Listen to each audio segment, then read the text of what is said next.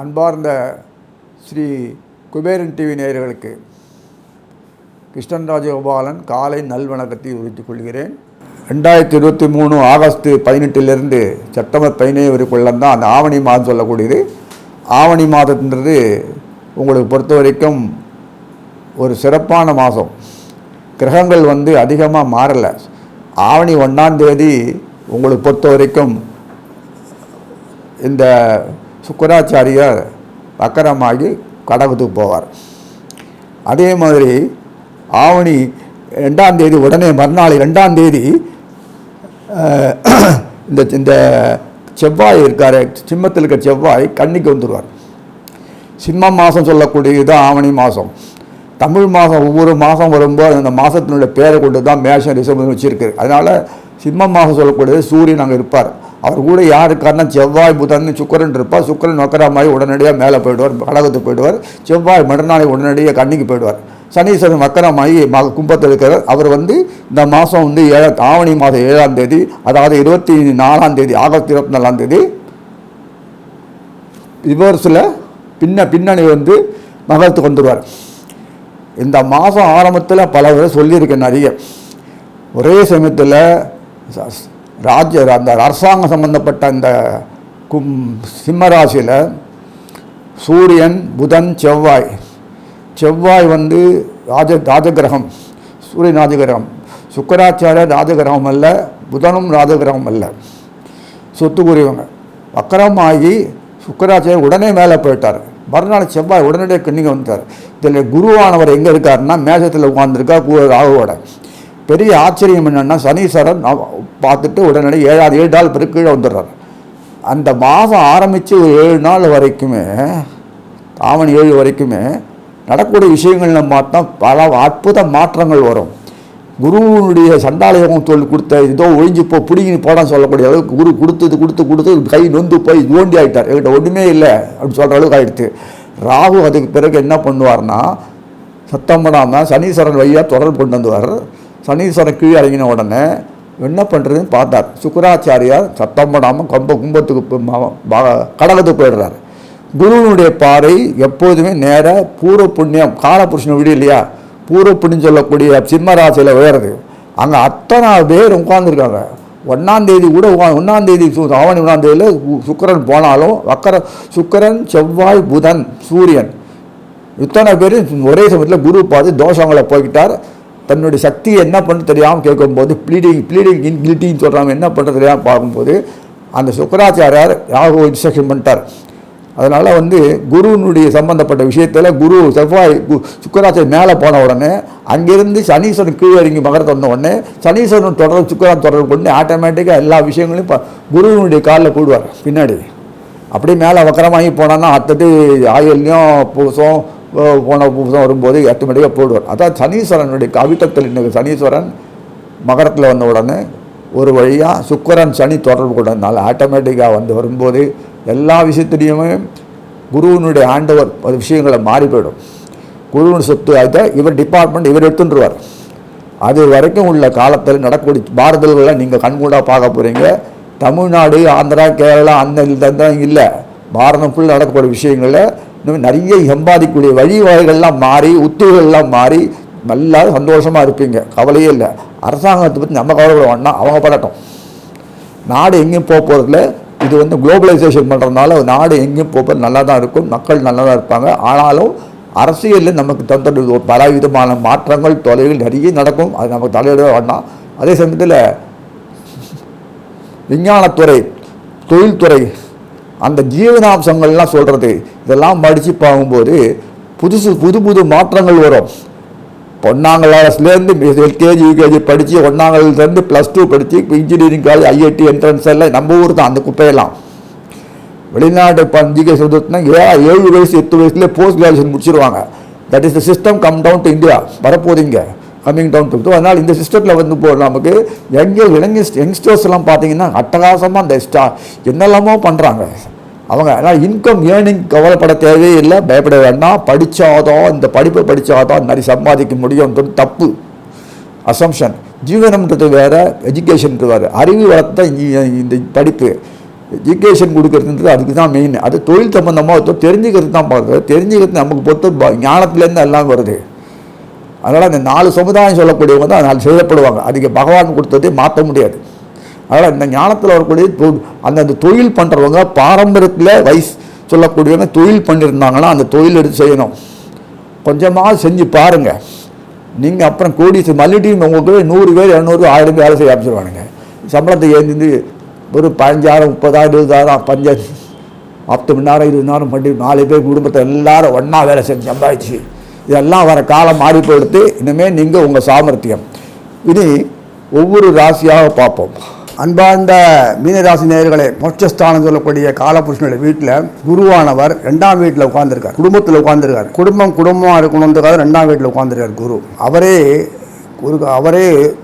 புது காலத்தில் குடும்பங்களோட சௌபாகியம் அனைத்துக்கும் அவர் தான் பொறுப்பு. ஒரு குடும்பம்னா சாப்பிட தூங்குறது குழந்தை குட்டி பிறந்து இல்லை. அந்த குழந்தை குட்டி பிறந்து கலைகள் அஞ்ஞானங்கள் அந்த கோட்பாடுகள் நம்முடைய பாரம்பரிய கோட்பாடுகளில் அனுபவித்து இறைவனோட தொடர்பு கொண்டு அனுபவிக்கக்கூடிய காலம்தான் குடும்பங்கள். இந்த கர்ம சம்பந்தப்பட்ட விஷயங்கள் எல்லாமே நமக்கு தான். இந்த சித்தாந்தங்கள் எல்லாமே அது பகவான் நேரடியாக பண்ணக்கூடிய அமைப்பு தான் இந்த இது. அது மீனத்தில் அதையே வச்சுருக்காருன்னா மோட்சஸ்தானத்தை கரையணும். அவன்கிட்ட சேரத்துக்கு முன்னாடி எல்லாத்தையும் ஃபினிஷ் பண்ணிட்டானா பகவான் பார்ப்போம். கலக்க முடிச்சாச்சா எல்லாம் பக்காவாக இருக்கா அப்படின்னு சொல்லிட்டு பார்க்குறவன் தான் மீனம். அந்த மீனை சம்பந்தப்பட்ட 2ஆம் வீட்டில் கூட உட்காந்துன்னா குடும்பத்தை விருத்தி கொண்டு வரணும். அதுக்காக உட்காந்துருக்காரு. தானே உட்காந்து செயல்படுறார். செவ்வாய் துணை கொண்டு செவ்வாய் இந்த உட்காந்துருக்காரு. பார்த்தீங்கன்னா இந்த மாதம் ஆவணி மாதன்றது ஆகஸ்ட் 18 செப்டம்பர் 11 காலம் எல்லாரும் தெரியும். சூரியன் ஆவணி மாதம் சிம்மத்தில் அவர் வீட்டில் உட்காந்துருப்பார். அந்த மீனத்துக்கு 6ஆம் வீடாக இருக்குது. மறைமுகஸ்தானத்தில் இருக்கிறது. மறைமுகஸ்தானத்தில் உட்கார்ந்தவர் தானே மறைமுகஸ்தானத்துக்கு உட்காந்து 2ஆம் வீட்டில் வந்துட்டான்னா அந்த மறைமுகஸ்தானம் 5ஆம் வீடாகிடுது. தானே வாலண்டராக வந்திருக்கோம். ஏன் அங்கே வந்து உட்கார்ந்தார் காரணம்னா ஆவணி மாதத்தில் வரும்போது மொத்தமாக டைரெக்டாக பார்த்து என்னோடய வேலையை நல்லா முடிச்சாச்சு, நல்லபடியாக கொடுக்கும் எல்லாம் கொடுன்னு சொல்லிட்டு போனால் அடுத்த மாதம் ஆகுது கற்றுட்டு போயிடுவோம். ஃப்ரீடம் ஆகிடும். அந்த ஆவணி மாதத்தில் 2ஆம் வீட்டில் உட்காந்துருந்து மேசில் உட்கார்ந்தவர் தன்னுடைய பார்வையை 5ஆமில் இந்த ஆவணி மாதம் சொல்லக்கூடிய இந்த மொத்த சௌரியன் சந்திரன் செவ்வாய் புதன் சுக்கராச்சாரி எல்லாம் ஒன்றா உட்காந்துருக்காங்க. 1ஆம் தேதி பிறகு சுக்கரன் அங்கே கடகத்துக்கு போயிடுவார். மீனத்தினுடைய பூர்வ புண்ணியஸ்தானுடைய கடகத்துக்கு போயிடுவார். இப்போ குரு தாம் இருந்த வீட்டிலேருந்து பூர்வ புண்ணிய தன் மேஷத்துக்கு பூர்வ புண்ணியஸ்தானம்னா அந்த சிம்மத்தை பார்த்து எல்லாத்தையும் எவ்வளோ இருக்கு பாரு. குரு தொடர்பு, சூரியன் குரு தொடர்பு, சந்திரன் குரு தொடர்பு, அந்த ஒரு நாள் 2 நாள் இருப்ப சந்திரன், அந்த குருனுடைய தொடர்பு, புதன் குருனுடைய தொடர்பு, சுக்கரன் முதல் நாள் சுக்கரன் ஒரு நாளைக்கு, சுக்கரன் செவ்வாய் தொடர்பு. 2ஆம் தேதி செவ்வாய் மீனத்துக்கு போயிடுறார். இது கன்னிக்கு போயிடுறார். அங்கேயும் டைரெக்டாக மீனத்தை பார்க்குறாரு.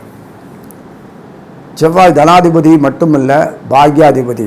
மீனத்தை கன்னிக்கு போனோன்னு டைரக்ட் கான்டாக்ட் டைரெக்டாக. அங்கே 8ஆம் பார்வையால் பார்த்து குருவை பிடிச்சி நேராக எல்லாத்தையும் வாங்கி எடுத்து கலெக்ட் பண்ணி தானம் பண்ணுறான். மறைமுகமாக எப்போதுமே மறைமுகமாக தான் பண்ணணும். சில விஷயங்கள்லாம் பணம் சம்பாதிக்கிறதுனா 10 மணி பேங்கில் போட்டுக்கணும், வைத்து வாங்கணும். அப்படியே ஓப்பனாக எல்லாம் வாங்கக்கூடாது. நான் பகையவர்கள் இருப்பாங்க, வாழா அது நாசம் பண்ணிவிடுவாங்க சூழ்ச்சி. அதுக்காக அதுக்கு பாதுகாப்புக்கு மறைமுகமாக பண்ணுறது, அமைப்பு பண்ணுறது, நெட்ஒர்க்கு இப்போ கையில் போட்டு டைரெக்டாக பேங்க்கே போடுறது, அதுவும் நிறைய ஆபத்தெல்லாம் வருது இல்லையா.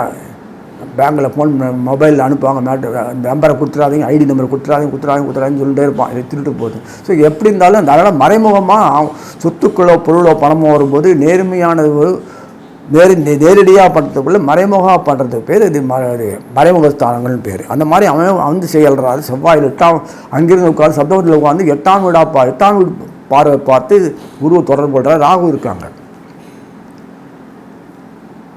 ராகு அடுத்த வீட்டுக்கு பேக் பண்ணி போகிறார் இல்லையா மீனத்துக்கு. அதனால் அது வரைக்கும் தன்னுடைய ஒர்க்கெல்லாம் குறைச்சிட்டார்.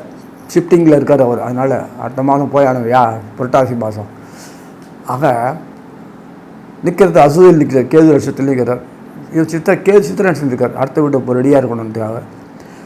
ஸோ அந்த மாதிரி அமைப்பில் இருக்கும்போது 6ஆம் வீடு, மீனத்துக்கு 6ஆம் வீடு சொல்லக்கூடிய இடத்துல எல்லாம் அமைஞ்சு, குருவே 2ஆம் வீட்டுக்கு வந்து அங்கேருந்து தொடர்பு கொண்டு எல்லாத்தையும் வாங்கிட்டு எல்லாத்தையும் யோகங்களை தான் வாங்கி சாப்பிட்டுட்டு எல்லாம் டிஸ்ட்ரிபியூட் பண்ணுற அனுபவிக்கிறதுக்கு நிறைய பகுதி வரணும் இல்லையா? ஆனந்தமான ஒரு வாழ்க்கை அமைப்பு, இன்டர்நேஷ்னல் லெவல், உலகம் ஃபுல்லாக பகவான் கிருஷ்ணனோட சொத்து எல்லாமே.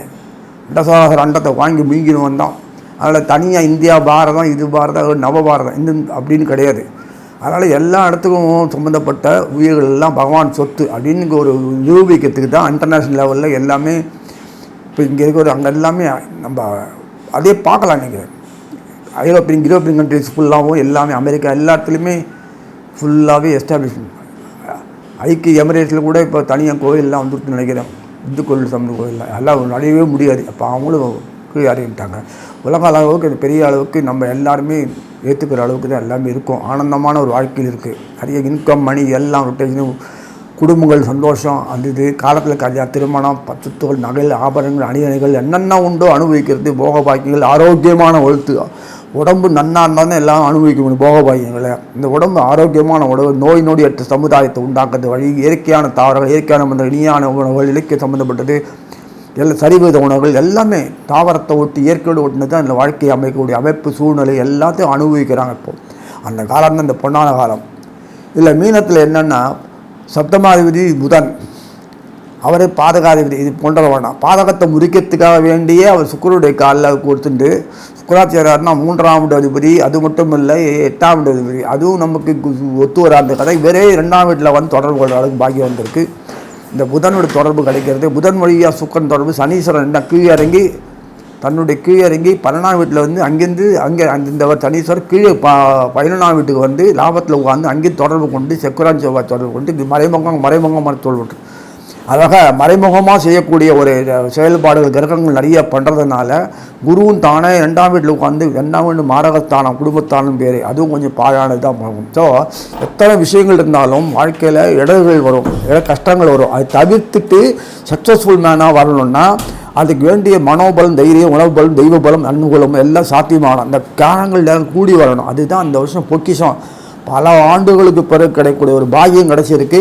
இது நல்ல நல்விடாத பகவானே வந்து குழந்தைக்கு ஊட்டுற மாதிரி இந்த காலத்தை உண்டாக்கியிருக்கான். ஒரு கோர்வையாக அமைச்சு கொடுத்துருக்கான். அப்பேற்பட்ட அமைப்பில் இந்த வரும்போது எக்கப்பட்ட இதுவும் பாவங்கள்லாம் மல்கி இருந்து நினைக்காதீங்க. அது எங்கே போனோம் அங்கே போகும். எதெல்லாம் சகிப்புத்தெல்லாம் சார்ந்து எத்தனை கஷ்டப்பட்டு ஆழ்ந்த வாழ்க்கையில் கோட்டை விட்டு நாசமாக போய் எல்லாம் பாழாக்கி நின்று போலுக்கு மறுபடியும் துளிர் விட்டு வரங்கள் வராமல் மாதிரி இந்த அமைப்பை கொடுத்துருக்கான். அந்த மாதத்தில் எல்லா விதத்துலையும் ஏற்றமாக இருக்கணும்.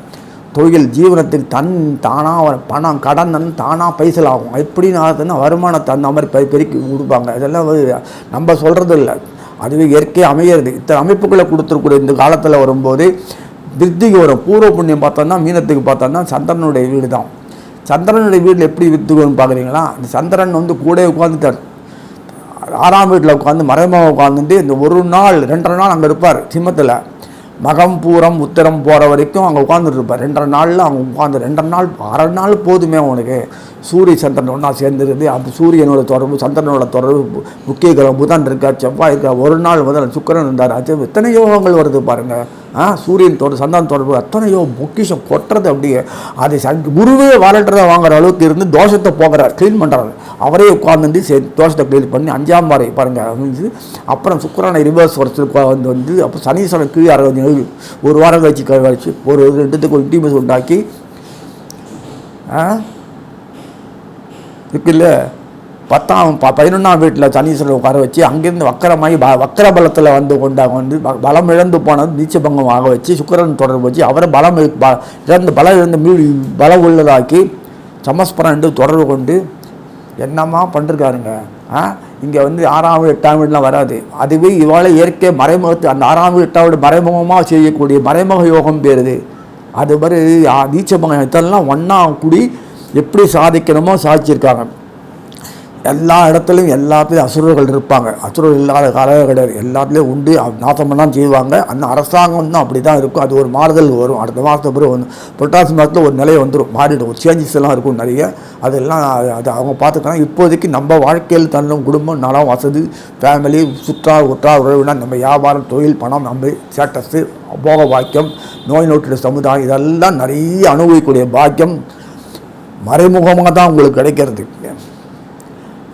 குருவே உட்கார்ந்துட்டு தானாக செயல்படுத்தி தன்னுடைய பார்வையை கொடுத்து எல்லாத்தையும் செயல்படக்கூடிய அமைப்பு இது வரைக்கும் பார்த்துருக்கீங்க கிடையாது. ஒரு முகச்சி எல்லாம் ஒரே இடத்துல குறைச்சி தான் பாறை வச்சு ஒரு வாத்தியார் பசங்களுக்கு பாடத்தோடு எல்லாம் ஒன்றா குறைச்சி அது மாதிரி ஒரு குரு தானே வாத்தியாரை வந்து பார்த்து சொல்லி சொல்கிறார்.